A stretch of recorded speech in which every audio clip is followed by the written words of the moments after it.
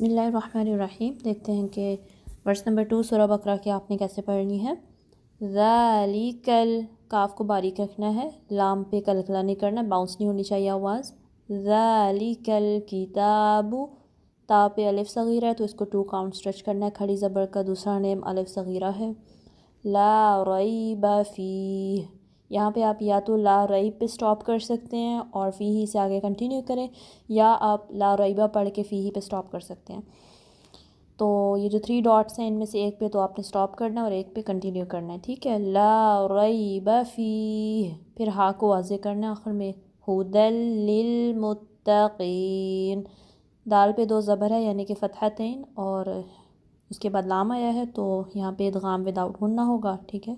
हुदल लिल मुत्तकीन, लाम साकिन पे कलकला नहीं करना, लाम साकिन को पुर नहीं पढ़ना और ता पे तशदीद है